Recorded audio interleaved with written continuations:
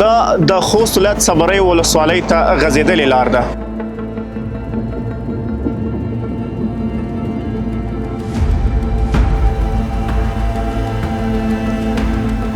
یوه چرګه پاته وه، نورمال غواوې زخمیانې وې.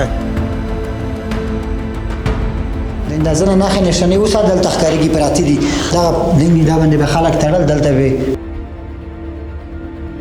مو بوجان نسلو والله چې خروج ضروري اصیل دي. دغه کې 11 کسه ښځې وې، یو نظر و.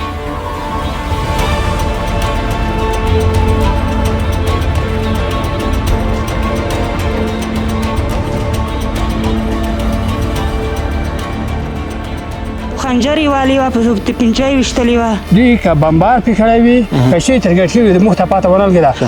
جنګ یې دوی نه شو کړی، دوی په دې مخته و چې دوی ظلم کړو. درېیم کال هغه مارشل و، اختر ته راغلی و کور ته. نو مور پلور خو هغه خو یې دیږي که نه.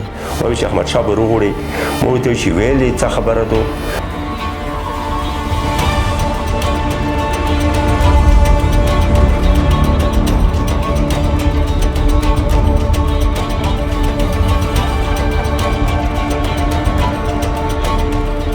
خلکو دومره ویره وترې نعوذ بالله چې دومره په دا دنیا کې د هېڅ چا نه ډرېدو لکه د کمپین نه چې ډرېدو.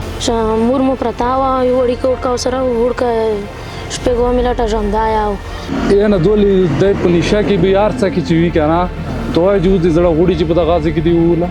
دا چې د شهیدون وشول، په د شهیدونو سې 10,14 چوس شو، په دغه سې دا شهید شو.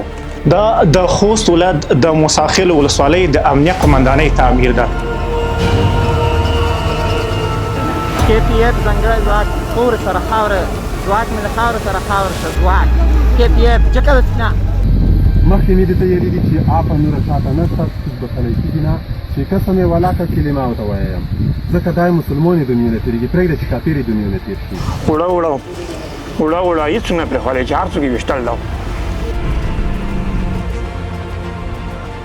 د اختر په شپه په چپه کې زه همدغه ځای کې وم.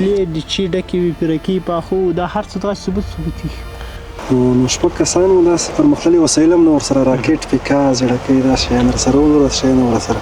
زیاتره یې په چاپو کې په شهادت رسېدلي. داسې شوي دي چاپه یې وهلی دی، کور نه یې راباسلی دی، د کور د غړو په مخ کې په شهادت رسولی.